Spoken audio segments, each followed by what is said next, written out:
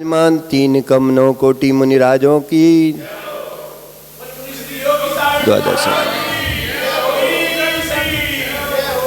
भवबंधु, अंतिम तीर्थेश वर्धमान स्वामी के शासन काल में ब्राजे आचार्य भगवान विशुद्ध सागर जी के रत्नात्रय की छांव में बैठकर हम सभी माँ जिनवाणी का रसपान कर रहे। यही रसपान हमें मोक्ष का सोपान दिलाएगा। कसाय वृत्त्यानाम देहिनाम नास्ति निर्वृत्ति तेसाम चा ब्रह्मेशौख्यम जायते परमाद भूतम। विषय कसायों के अभाव में ही सुख होता है। कसाय और इंद्रियों विषयों से पीड़ित प्राणियों को मुक्ति प्राप्ति नहीं हो सकती। कसाय और विषयों से विरक्त होने पर ही परम अद्भुत सुख की प्राप्ति होती है। ये आचार्य प्रबल कुलभद्र स्वामी ग्रंथराज सार समुच्चय जी में मोक्ष मार्गी जीव की व्याख्या कर रही है। मोक्ष मार्गी जीव कैसा होता है? अहो नास्ति काम समो व्याधि, काम के समान कोई व्याधि नहीं है। नास्ति मोह रिपु, मोह के समान कोई शत्रु नहीं है। क्रोध के समान कोई अग्नि नहीं है और ज्ञान के समान कोई सुख नहीं है। इच्छा करने से इच्छा की पूर्ति नहीं होती। जो जगत में कोई दुखी नहीं दिखाई देता अथवा जगत में कोई सुखी नहीं दिखता, दो रूप में देखना, या तो कोई खुश नहीं दिखता या कोई दुखी नहीं दिखता। कारण क्या है? प्रत्येक पुरुष की दृष्टि स्वयं में सुखी होने की है कि मैं सुखी रहूं और जनता बाढ़ में जाए, मुझे कोई मतलब नहीं। एक तो व्यक्ति ऐसा सोचता है सुखी होने में तब तक आनंद नहीं है जब तक दूसरा दुखी ना दिखे। दूसरा क्या है कि मैं तो सुखी हूं, दूसरा यदि मैं तो सुखी हूं लेकिन ये मोनू दुखी नहीं है, इस कारण से मुझे दुख है। मेरे पास तो इतने पैसे हैं कि मेरी रोजी रोटी अपने आसानी से चल जाएगी और मेरी काय में यदि कोई दुख है तो मुझे सहन सकने की शक्ति है। उसे पैर में लग गई, हाथ में लग गई तो वो सहन तो मुझसे हो सकता है दुख। लेकिन ये सचिन कितना सुखी है यार, ये कभी दुखी नहीं होता। इस बात के कारण लेकर के तू दुखी है। दूसरा दुख ये है कि दूसरा कैसे सुखी है, ये इसे दुख क्यों नहीं है। ये बहुत बड़ी साधना है कि अपने आप को मैं तो शक्ति है कि मैं अपने दुख, कितना ही बड़ा दुख आ जाए, पहाड़ जैसा दुख सहन करने की शक्ति है एक व्यक्ति में। टूट जाएगा, फूट जाएगा, वो दुख उसको सहन कर लेगा। लेकिन सचिन सुखी है, ये दुख सहन नहीं हो सकता, ये बहुत पीड़ा देता है। स्वयं का सुख तो देखने में आनंद आता है, जब तक पड़ोसी दुखी ना दिखे तब तक उसे यह एहसास नहीं होता कि मैं सुखी हूं। जब तक उसे अपने सुख का एहसास नहीं होता कि मेरा पड़ोसी सुखी है, इस बात का दुख है। व्यक्ति की दृष्टि में यही है कि मेरा शत्रु दुखी रहे। हर व्यक्ति की दृष्टि में यही है। वो सम्यक दृष्टि जीव नहीं हो सकता, वो तो मिथ्या दृष्टि ही जीव है जो ऐसा सोचता है। सम्यक दृष्टि जीव कभी ऐसा नहीं सोचता कि ये दुखी रहे। वो तो हमेशा यही भावना पाता है कि भगवान जगत में जितने प्राणी हैं सब सुखी रहें, सुखी रहे संसार सब जगत में, कोई न दुख पावे।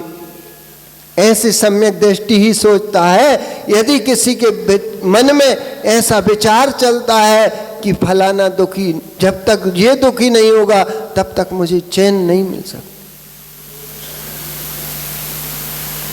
मेरा शत्रु दुखी रहे, ये बहुत बड़ी साधना है, ये बड़ी आराधना है, ये बहुत बड़ी तपस्या है।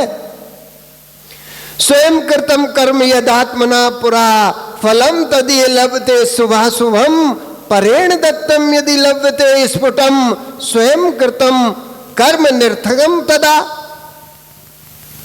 यदि तुम्हारे कर्म किए बहुत बड़ी भूल है, तेरे सोचने से तेरा शत्रु दुखी नहीं होता मोनू भाई, तेरा शत्रु दुखी नहीं हो जाता तो तेरा किया कर्म कहां जाता। आपका सोच यदि स्वयं को सुखी बनाने का होता है तो तेरे किए गए अशुभ कर्म कहां जाते। यदि तेरे सोचने से, ऐसा सोचने से कि मेरा शत्रु दुखी हो जाए तो नहीं हो सकता।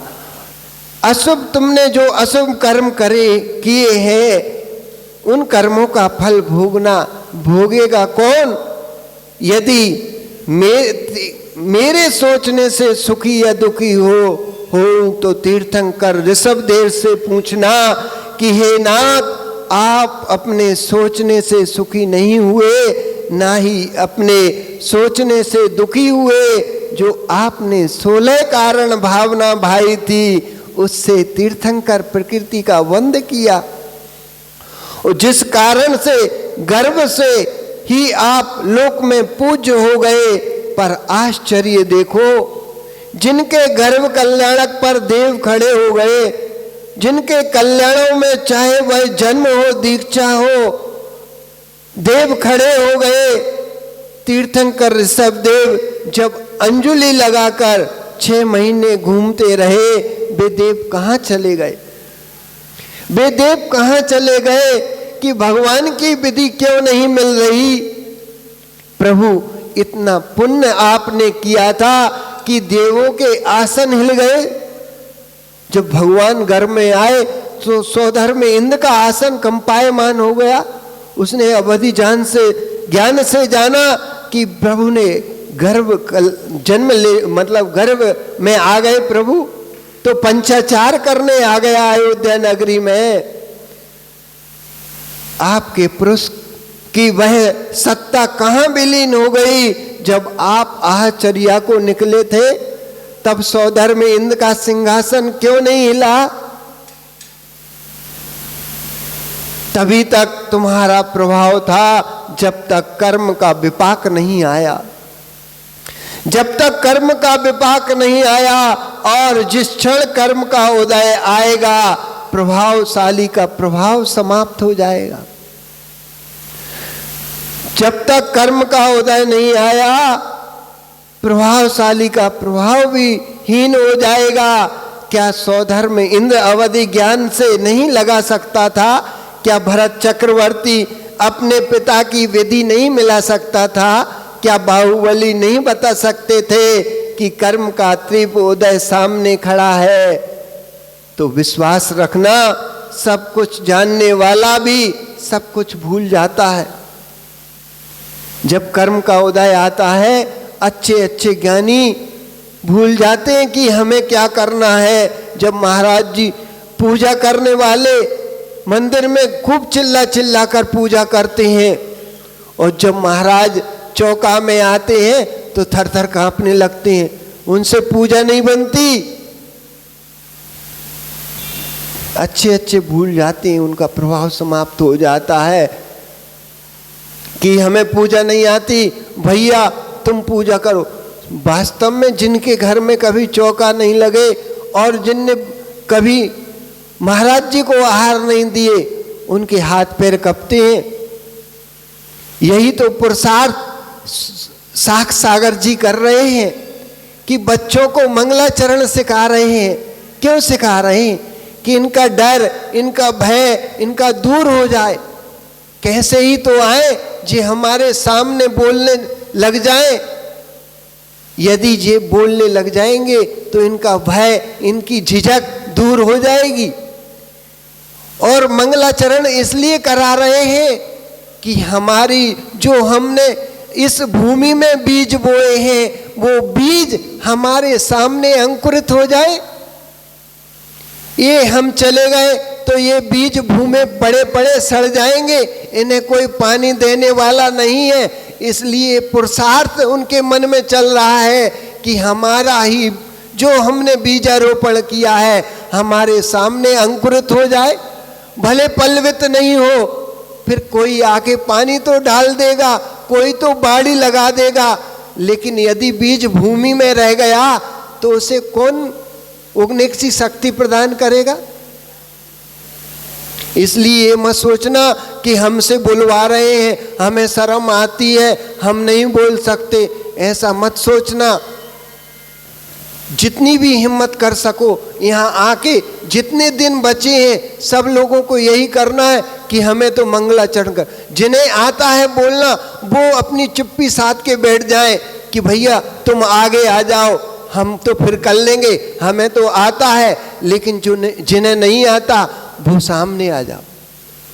कल से कोई पीछे नहीं रहना, हमेशा आगे आना। ये मत कहना कि हमें कोई क्या कहेगा, कोई कुछ नहीं कहेगा, सब ताली बजाएंगे। हौसला अफजाहिर करना चाहिए बच्चों को। आज यहाँ बोलेंगे, कल बड़े मंच पे बोलेंगे, और कल बड़े मंच पे बोलेंगे तो कल ऊंचे मंच पे भी बोलेंगे।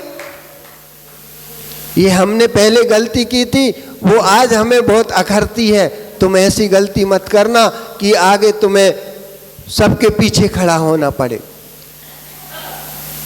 ये 5 मिनट की झिझक होगी, 5 मिनट का कष्ट होगा, वो कोई बड़ी बात नहीं है। अपनी गलती अपनी तो सुधारेंगे, दूसरा थोड़ी सुधारेगा। तो कल से सबको मंगलाचरण करना है, और तुम 10 मिनट और ज़्यादा लग जाए तो लग जाने देना।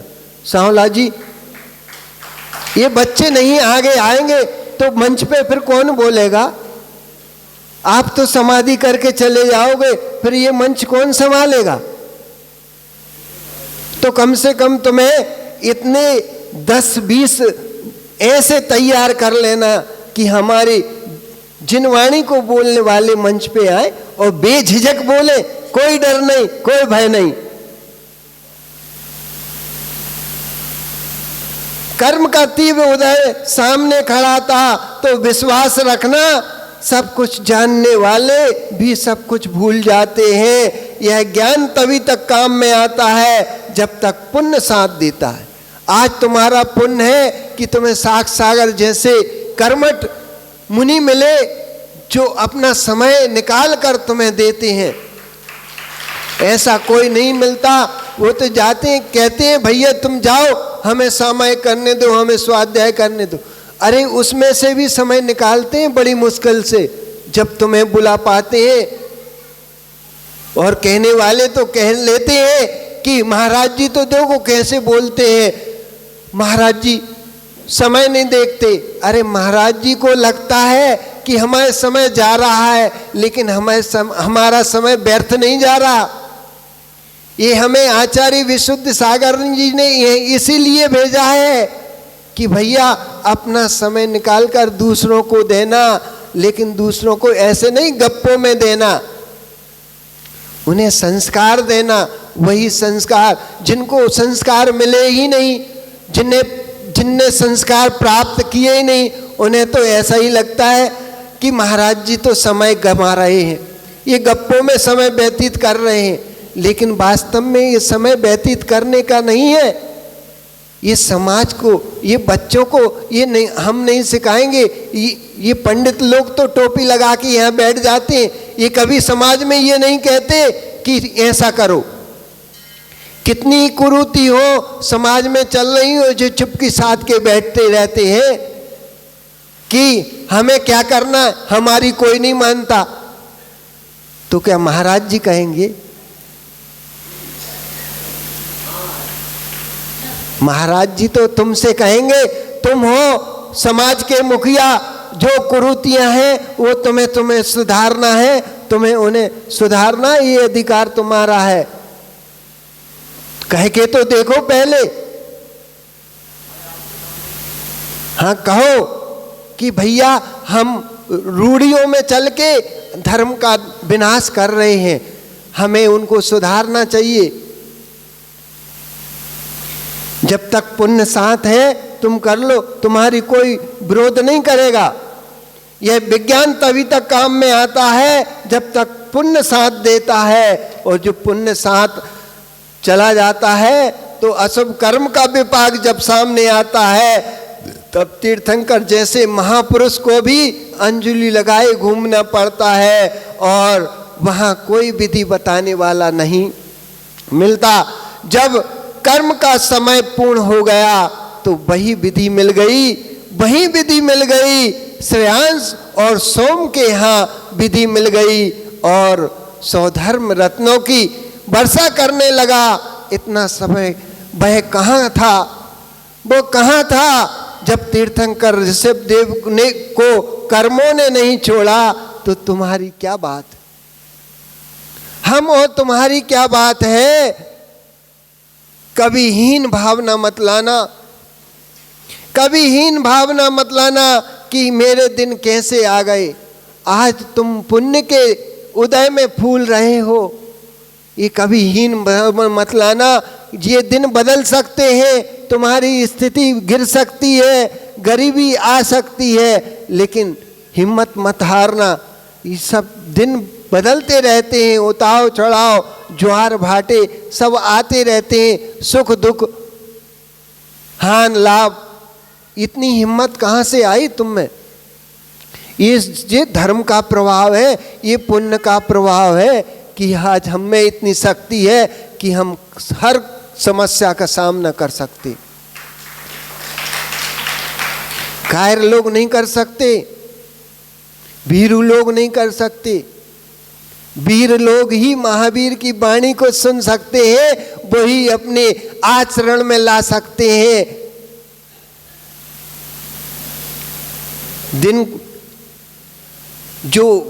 जिनके दिन बदलते हैं, एक कहावत है, जो बेर बेर खाते वे बेर भी न खाते हैं, जो बेर भी न खाते वे बेर बेर खाते। जिनके दिन ऐसे थे जो बेरियों के बेर बीन बीन के खाते थे, अपना दिन गुजारते थे, आज वे देखो बेर बेर खाते हैं, बेर बेर बार बार खाते हैं, अच्छा अच्छा खाते हैं।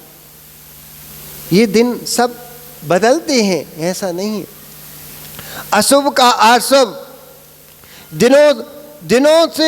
दिनों ने दुखी नहीं किया, जिन्होंने दुखी नहीं किया उन दिनों को याद करो जब सुख के काल में तुम दूसरों को दुख में दुखी महसूस नहीं कर रहे थे। दूसरे तो पड़ोसी दुखी हो रहा था और तुम अपने सुख में फूल रहे थे। जब उसके दुख को बांटने नहीं गए, भैया सहन करो, ये दुख आया तो जाएगा, इतनी सांत्वना देने गए थे क्या?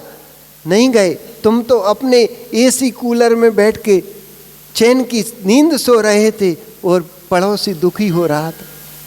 जब नहीं गए तुम उसको समझाने, याद करो वह सुख का काल तुमको दुख देकर गया था, वो सुख का काल था, वो तुम्हें दुख देकर गया था। अशुभ का अशुभ के दिनों में भी तो किया जाता है, शुभ के दिनों में भी तो शुभ किया जाता है। सुख के दिनों में जितने फूलते हो, दुख के दिनों में उतने ही कूलते हो। जो सुख में ज्यादा फूलते हैं वो दुख आने पर उतने ज्यादा कूलते हैं। ज्ञानियों, सभी के साथ समन्वय के साथ निवास करना, लेकिन तीव्र राग के साथ मत रहना। जिनके साथ तीव्र राग होता है, वियोग के बाद उनको रोना पड़ता है। सांवला जी, घर से अभी से बच्चे से परिवार से राग हटाते जाना धीरे धीरे। जितना गहरा पानी होता है वो तैरने वाला अपने हाथों से दूर करता जाता है और नदी पार हो जाता है। यदि तुम राग में फंसे हो तो अभी से अपनी गर्दन बाहर करके और ऐसे चलना कि हम ऊपर जा रहे। धीरे धीरे एक एक नियम लेके और राग को हटाते हटाते जब तुम समाधि में जाओगे तब ये राग बहुत दुख देता है, बहुत कष्ट। शरीर का दुख तो तुम्हें सहन हो जाएगा, लेकिन परिवार का राग सहन नहीं होगा।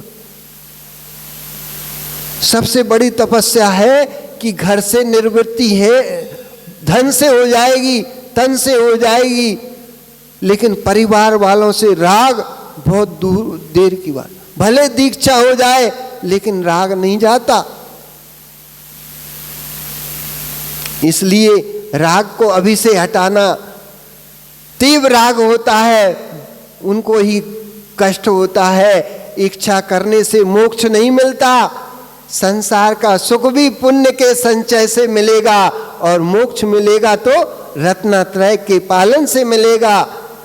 इच्छा करने से मोक्ष, ना संसार का सुख मिलता ना मोक्ष का सुख मिलता।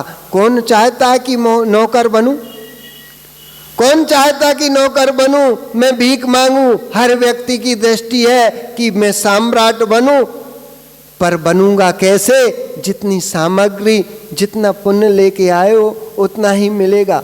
जितना आचार्य श्री हमेशा कहते हैं कि जितना पात्र है उतना ही ले पाओगे। यहाँ तो सागर भरा है, सागर सा ज्ञान तुम कहाँ ले पाओगे?